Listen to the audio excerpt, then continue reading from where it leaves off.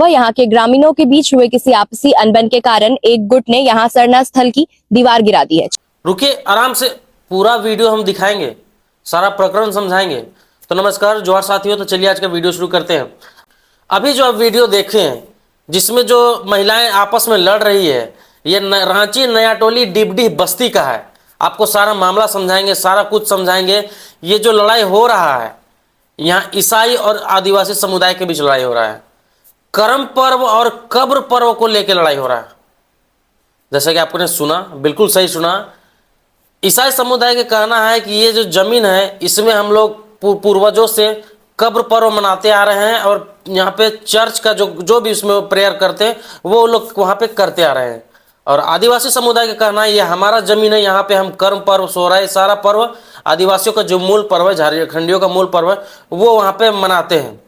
अब आपस में ही दो गुट बट गए हैं और आपस में लड़ रहे हैं वहाँ की महिलाएं। जैसे कि मैंने आपको शुरू में फुटेज दिखाया। अब बताना चाहेंगे, यहाँ पे जब वो बाउंड्री वहाँ पे नहीं था, खुला था उस जमीन में, तो वहाँ पे आदिवासी समुदाय लोग पूजा भी करते थे, अपना सोहराई पर्व, कर्म पर्व मनाते थे। और जब वहाँ पे बाउंड्री नहीं था तो उसी समय क्रिश्चियन समुदाय के लोग भी प्रेयर करते थे और कब्र पर्व मनाते थे। लेकिन बाउंड्री वहाँ पे जब कर दिया गया और गेट लगा दिया गया तो आदिवासी समुदाय द्वारा वहाँ पे ताला लगा दिया गया। और जब ताला लगा दिया गया तो क्रिश्चियन समुदाय के लोग वहाँ पे कब्र पर्व मनाना चाहते थे। कल शुक्रवार को कब्र पर्व मनाया जाता है ईसाई समुदाय द्वारा। वो वहाँ पे जाके कब्र पर्व मनाना चाहते थे, लेकिन वहाँ पे ताला लगा हुआ था। तो जब आदिवासी समुदाय से मांगा जाता है ताला का चाबी, तो वो चाबी नहीं देते हैं।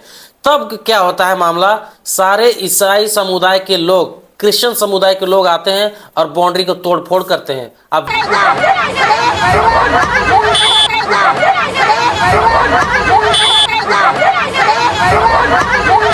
उम्मीद है वीडियो आप देख लिए होंगे किस तरह बाउंड्री को तोड़ के क्षतिग्रस्त करके वहां पे जाते हैं। और जैसे ही जाते हैं उसके बाद सभी आदिवासी समुदाय के लोग, लोकल जो होते हैं वहाँ के सभी आदिवासी समुदाय के लोग आते हैं और इसका पुरजोर विरोध करते हैं और आपस में लड़ाई झगड़ा, गाली गलौज, बहुत तरह चीजें होती हैं।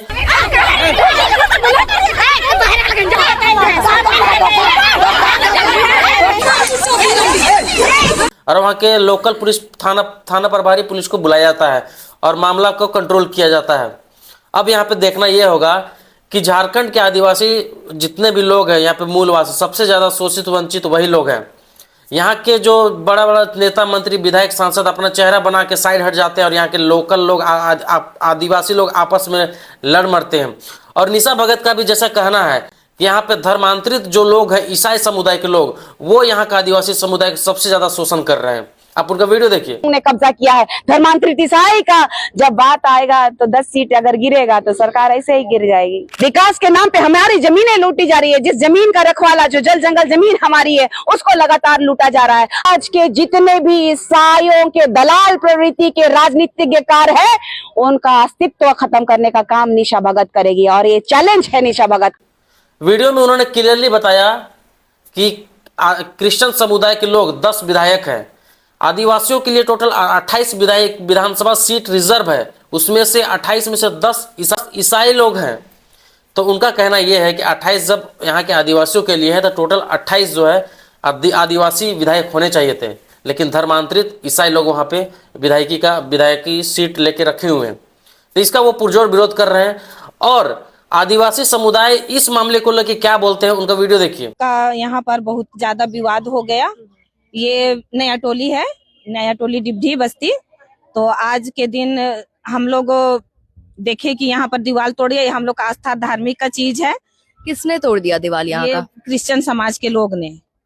ये लोग 2 तारीख को यहाँ पर ये लोग कब्र पर्व मनाते हैं, तो वही मतलब यहाँ घुस के यहाँ ये लोग प्रेयर करना चाह रहा था।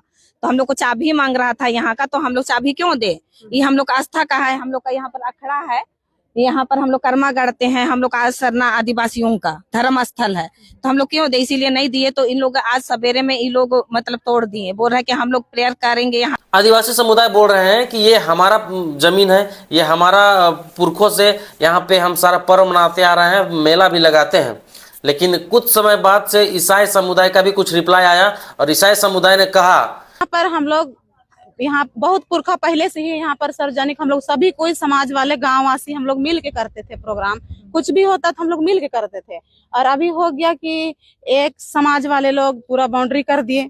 बाउंड्री करने के बाद उससे पहले बात हुआ था कि यहाँ बाउंड्री होगा लेकिन बंद नहीं होगा, और अब होने के बाद यहाँ पर बाउंड्री को ताला लगा दिया गया। तो सामाजिक चीज को ताला क्यों लगाया जाए? तो हम लोग चाबी मांगे तो चाबी नहीं दिया गया हम लोग को। तो यहाँ तो धर्म का बात ही नहीं है। यहाँ पे हमारा पुरखों से हम लोग यहाँ पे कब्र पर मनाते हैं।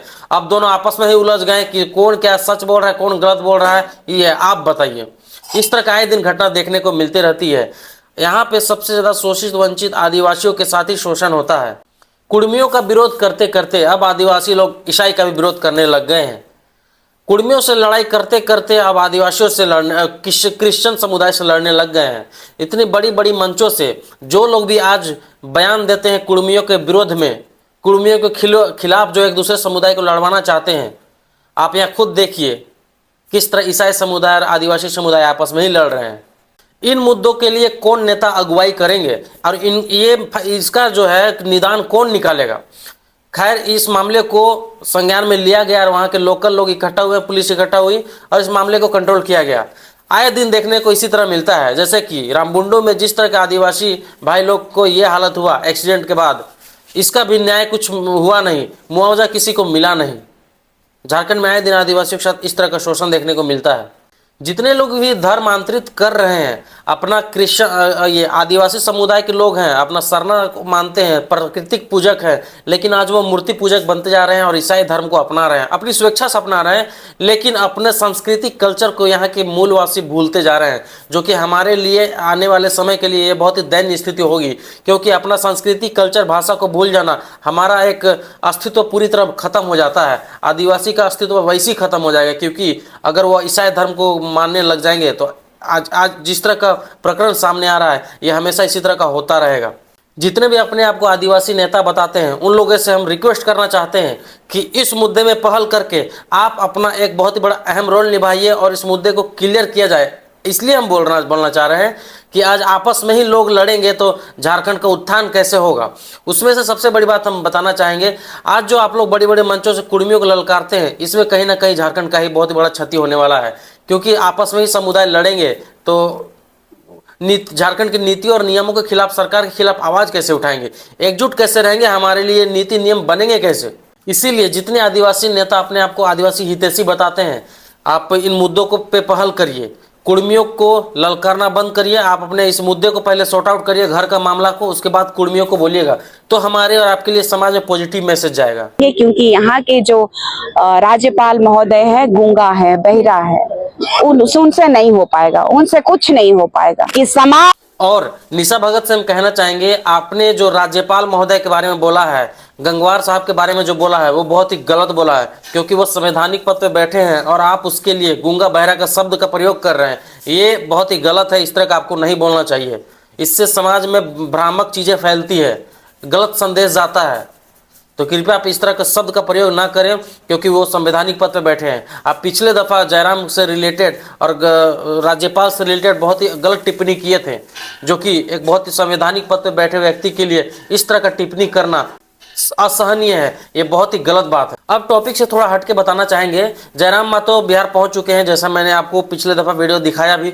और वो रात को जब थे तो विपिन सर के साथ खाना भी खा रहे थे, जो कि वीडियो बहुत ही ज़्यादा निकला और ये अच्छा खासा वायरल हुआ, जो कि एक पॉजिटिव संदेश जाता है कि जो जयराम महतो हमेशा बिहारियों के खिलाफ आवाज़ उठाते थे, झारखंड जैसे बोलते थे बंगाल बंगालियों का, बिहार बिहारियों का, झारखंड भी झारखंडियों को होना चाहिए, उसी प्रकार वो हमेशा मुखरता से बिहार के खिलाफ आवाज़ उठाते थे। क्योंकि यहाँ का नौकरियों को वो ले लेते थे, नौकरियों में अपना जगह बना लेते थे। और आज एक वो देखने को मिल रहा है कि बिहार में झारखंड और बिहार के दोनों भाई एक साथ खड़े हैं, जो हमेशा झारखंड के जन मुद्दों के लिए जयराम महतो उठाते हैं और बिहार के जन मुद्दों को विपिन सर उठाते हैं।